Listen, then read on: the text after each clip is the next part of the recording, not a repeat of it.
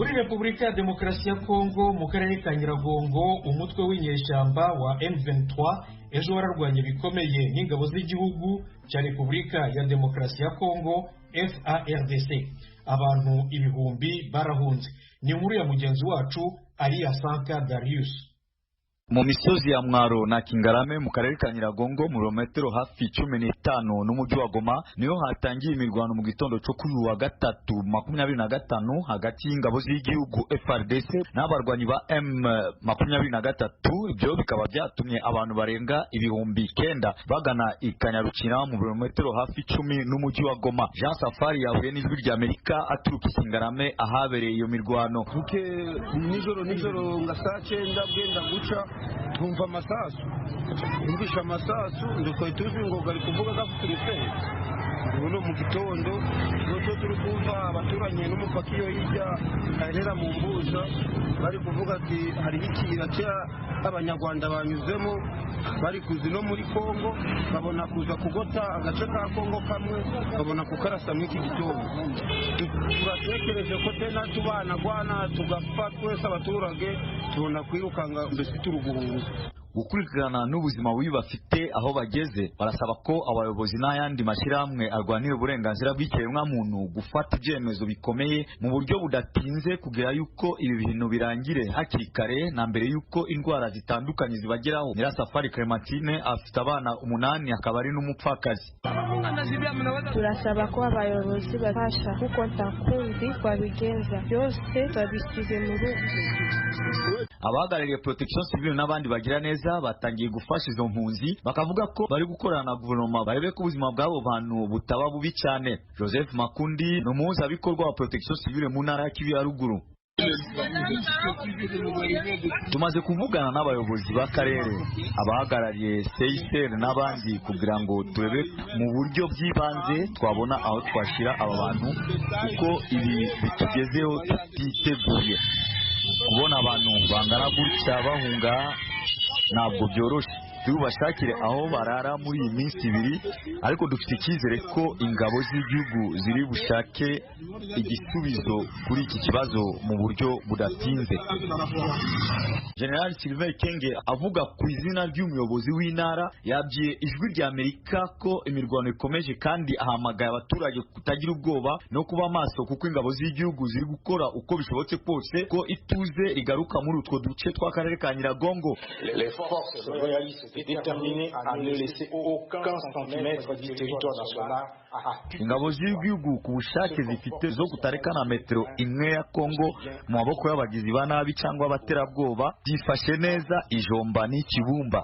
Niyo mpamvu umuyobozi w'intara ari gushakisha uko bakemura iki kibazo.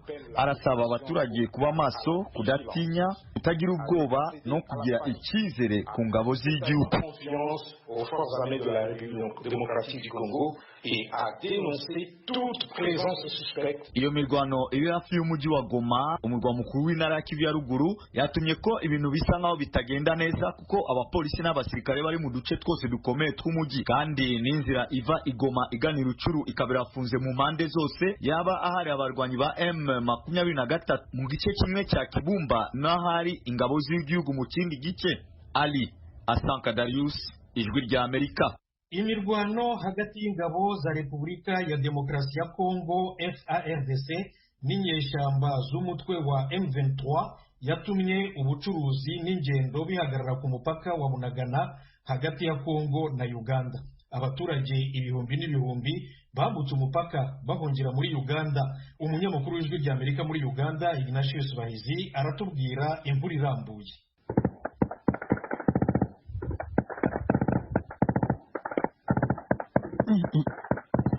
Tutakabiliana nao tu hadi mwisho. Uko niko ibintu byari bimeze uyu munsi mu bice byinshi byo muri teritwari ya Rucuro kandi ijwi rigufi ni rya Wiringoma umuvugizi w'inyeshyamba za M23 avuga ko bazarwana kugeza imperuka. mu rukerera rwo kuri uyu wa gatatu abaturiye Bunagana bakanguwe n'urusaku rw'imbunda za rutura rwaturukaga mu duce two hafi y'umupaka twaberagamo imirwano ikaze hagati y'inyeshyamba za M23 n'ingabo za leta ya Congo FARDC. Nubwo ku munsi wa kabiri aho Bunagana hari hatuje, imirwano yongeye gusatira uwo mujyi. Imirwano yabaye kuwa mbere yari yatumye abarenga 5,000 bahungira muri Uganda nk'uko byatangajwe na HCR, kandi ku mugoroba kuwa kabiri umubare munini wari wasubiye mu rugo. Ariko amakuru aturuka ku mupaka yerekana ko abari basubiye mu rugo bose hiyongeyeho n'abandi bongeye kwirirwa bahunga. Umuyobozi w'umujyi wa Bunagana ku ruhande rwa Uganda, Ismail Ndayambaje, yasobanurije Ijwi ry'Amerika uko ibintu byari byifashe. Uyu munsi ibintu byiriwe biri hatari, amasasu yiriwe ari amasasu, ariko ubu bisa nk'ibigabanyutse muri uyu mwanya. Hano mu mujyi wa Bunagana abantu na n'isaha buzuye ku maveranda y'amazu, abandi bisa ni benshi banyanyagiye aha ngaha, bamwe bari kumanuka abandi bagatarama, ariko aho ngira aha ngaha abari kuva muri Congo ni bo benshi. Umubare munini nturi kwinjira mu Uganda kuko uza gushaka aho amacumbi aho bari burare. Leta ya Uganda n'imiryango itabara impunzi irasaba ubufasha bw'ibihumbi n'ibihumbi bihungira muri ako gace ka Gisoro gafite ubushobozi buke kandi kari hafi cyane n'umupaka. Imodoka za HCR zagaragaye zimura impunzi zizikura ku mupaka zizijana mu kigo cy'impunzi cy'agateganyo cya Nyakabande.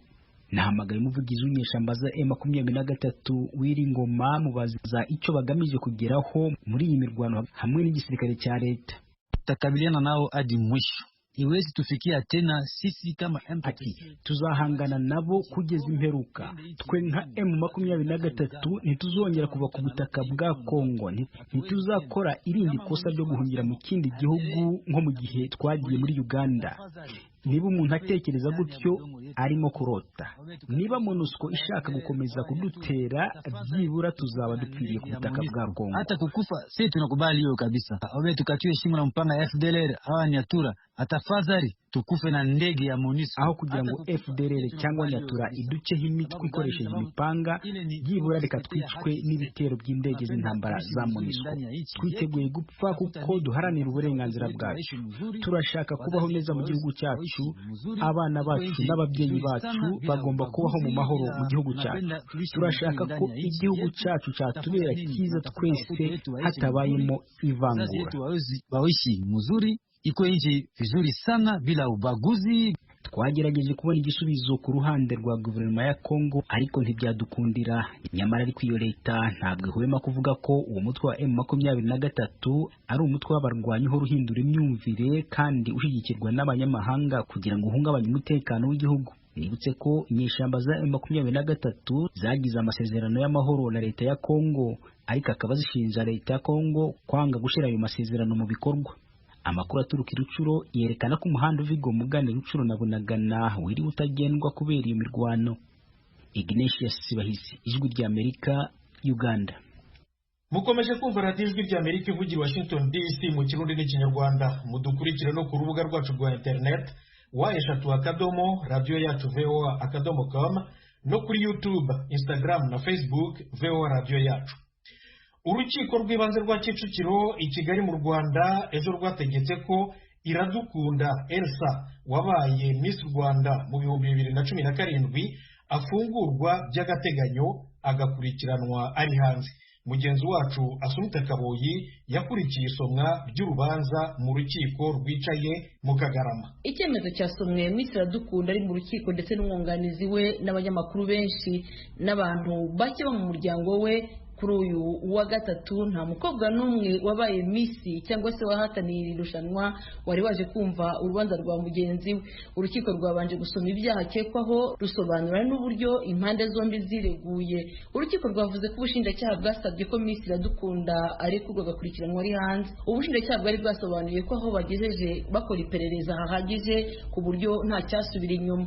Uyu mukobwa Iradukunda Elsa nawe n'umwunganizi we nibyo bari basabye mu iburanisha ribanza kuko byasomewe mu ruhame ubwo urukiko rwatangazaga umwanzuro warwo. Urukiko rwahise rushimangira ko icyemezo cyo kurekurwa kwa Miss Iradukunda gihita gishyirwa mu bikorwa. akimara kumva ko ari kuwe by'agateganyo Miss Rwanda 2017 Iradukunda Elsa yagaragaje ibyishimo. Umwunganizi wo mu mategeko Maître Nyamaswa Raphael nawe ntiyahishe icyari ku mutima we. Icyemezo kinejeje umutima wanjye, ndanezerewe cyane. Umukiriya wanjye yaramaze igihe afunze, ikigaragara nuko ubushinjacyaha bushingiyeho iperereza ryari rigeze nabwo bwari bwasaga gutanga amahirwe kuri Iradukunda Elsa ko yakurikiranwa ariko adafunze, kubera ko yagize uruhare rukomeye cyane mu gutanga umusanzu mu butabera. Kuri jewe turanashimira Imana kuko Elsa ni ukuri cyaramubabaje, yababajwe igihe yafatwaga. Urukiko rwagaragaje ko Elsa Iradukunda yatanze amakuru y'ukuri, ari nayo mpamvu ubushinjacyaha bwamusabiye gufungurwa by'agateganyo. Maître Nyamaswa yasobanuye ko nubwo yunganira afunguwe agikurikiranwe n'amategeko, bitavuze ko dosiye ibivuyeho abashaka kuzaburana urubanza mu mizi, ariko bahawe amahirwe yo gukurikiranwa adafunze. Ni ukuvuga ngo igihe nikigera tuzaburana urubanza mu mizi, aho noneho dushaka kuzaburana bavuga ngo ahamwe n'icyaha cyangwa ntabwo ahamwe n'icyaha. Iperereza riba rigikomeza, ariko buriya ubushinjacyaha bwageze aho bumugira icyizere, bavuga ngo ntiyatoroka ubutabera, bavuga ngo ntiyabangamira iperereza n'ibindi n'ibindi. Hari ukuntu biba byazanye ishusho nziza ku ruhande rw'uwari ufunze. Miss Iradukunda Elsa yari yatawe muri yombi ku itariki ya 8 z'uku kwezi kwa gatanu. Urwego rw'ubugenzacyaha RIB rwavuze ko akurikiranyweho ibyaha birimo gukoresha inyandiko mpimbano no kubangamira iperereza bifitanye isano n'ibyaha bishinzwe Ishimwe Dieudonné. We aracyafunze kugeza ubu. Uyu Ishimwe Dieudonné niwe wateguraga irushanwa rya Miss w'u Rwanda. Iradukunda Elsa ntacyo yatangarije itangazamakuru kuko twarenze tuva ku rukiko akiri mu biro by'urukiko. Kuri wa gatatu yari yaje mu rukiko yambaye ipantaro y'ikoboyi n'umupira w'umukara, bitandukanye n'ubwa mbere. Yaje mu rukiko uyu munsi yari yashyizemo agapfukamunwa kamufashije kwirinda kugaragaza amarangamutima imbere y'abanyamakuru benshi bifuzaga kumufotora nubwo urukiko rwari rwababujije. Assumpta Kaboyi, Ijwi ry'Amerika, i Kigali. Tuve i Kigali tujye mu Burundi. Ejo kuwa gatatu ishyirahamwe Parsema ryamuritse umugambi ryise amahera yacu uburenganzira bwacu, umugambi ugamije gufasha kugenzura uko amafaranga ya leta akoreshwa. Ni muri ya mugenzi wacu Thierry Ndayishimiye. Ni programu izomara imyaka 5 yashikirije abamenyesha amakuru kuri uyu wa gatatu n'ishirahamwe Parseme rifite intumbero yo guhamagarira abarundi guhindura ingendo no gukurikiranira hafi iby'ubutunzi n'intwari ibereye mu Burundi. Iradiyo ry'Amerika yavuganye na Faustin Ndikumana arongoye iryo shirahamwe kuri telefone, hatubwira ko iyi nteguro ije gufasha kumenya uko amafaranga ya leta y'u Burundi akoreshwa. Uburundi buracafise ikibanza kiri inyuma mu bijanye no gukoresha amafaranga mu muco. Ubwambere hari ico bita rapport préalable oblige, dokima y'intangamarara kugira abantu baronke ikingene bayiharira ku bijanye n'imigambi n'ingene vyogenda. Ukuvuga inama nshingamateka yahariye ko cemejwe n'abandi bashobora kuba kumira baterereye. Usanga abashikiranganje ibiga vya leta ama-ministeri umengo n'abantu bagiye gusaba bagiye gusaba umwami ati twe dukeneye bagashagenda akiherera n'abiwe, wewe muri ya mbere ntitukurengejaye none byafatiye kuki? Faustin Ndikumana abandanya avuga ko iyo neguro izonafasha mu kumenya utugwi tw'abantu bari bamaze kwimonogoza mu kunyuruza itunga rya leta, ndetse kandi ko n'umunyagihugu muto nawe azobasha gutahura ikoreshwa ry'amafaranga y'imigambi ya leta itandukanye biciye mu nyandiko zibanogeye. Ibijanye n'amakuru nzayemeza amaroso atazoboneka gute, mbega amadini dufise angana gute, azorushwa umwaka bizogenda gute, mbega ibarabara ryihuse ikintu cihuta kirembeje abantu nikiye kiri priorite, abantu bakagira gute hamwe umushiranganje biba yuko agiye gutegura bije yumvise ibintu abantu baraba n'imigambi yavuze ibintu, kuko twama tuvuga tuti amahera yamaye make mugatokenera vyinshi mugabo kuyapiyo no kumenya ibije imbere y'ibindi. N'igiki gishasha agira tugiri ibi bitoro mbese no strategique bazobitubakira uyu mwaka. Ibyo rero natwe kugira abantu babimenye, cyese ugasanga rero abantu bisigarije arabashikiranganje bisigarije arabazokoresha mu bindi mbere nabyo byo kunyuza ugasanga biko bifatiraho.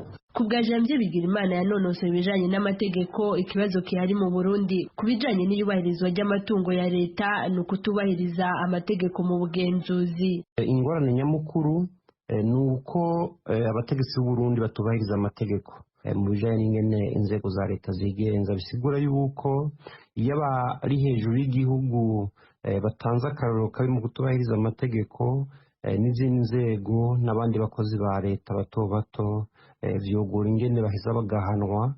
Aha twavuga nk'abategetsi b'u Burundi uhereye ku mukuru w'igihugu kugeza uno munsi barahiye bakarengwa yuko badashobora kuvuga imitungo bafise kugira ngo kumbure abarerwe gutohoza umunsi amabanga y'abo bategetsi yaheze bazoshobore gusuzuma baravye ku mafaranga bahembwa canke ku bindi bari batunze, barabe yuko batanyonyeje amatungo ya leta. Iyo nteguro y'ishirahamwe Parseme ije yunganira umugambi w'umukuru w'igihugu c'u Burundi Evariste Ndayishimiye yashikirije ku munsi mukuru w'abakozi n'akazi, aho yavuze ko agiye gukurikiranira hafi ikoreshwa ry'ubutunzi bw'igihugu mu bigo bitandukanye. Niyo ngingo igiye kutugenga cyane cyane twebwe abemeye gukorera igihugu mu ikoreshwa ry'uburyo buzohora butangwa uko umwaka utashe. Tubeho tubizi ko kuva ubu ibwirizwa rigenga uburyo ibisata by'igihugu bizokoresha rishingiye ku ntumbero yo guha uburyo ibizokorwa, kandi ko ku kiringo cyose imbere yo kongerwa ubundi buryo igisata cyose kizobanza kwerekana icyo uburyo cyarose ubwa mbere bwakoreshejwe. Uwo mugambi mushasha w'ishirahamwe Parseme ukaba wiswe Notre Argent Nos Droits, mu rurimi rw'ikirundi bisigura amafaranga yacu uburenganzira bwacu. Thierry Ndayishimiye, Ijwi ry'Amerika, Kigali. Tukiri mu Burundi, ejo polisi yeretse itangazamakuru abagabo 8 barimo abapolisi 3 n'umusirikare umwe irega ko bagendaga biyitirira inzego z'umutekano maze bakanyereza abantu kandi bakanasahura. Pierre Claver niyo nkuru aravuye ibindi kuri iyi nkuru. Igipolisi cy'u Burundi gisigura ko hari bamwe mu bagize inzego z'umutekano basigaye bakoresha ibikoresho by'akazi mu guhungabanya umutekano, mu kunyuruza abantu no kubasahura utwabo.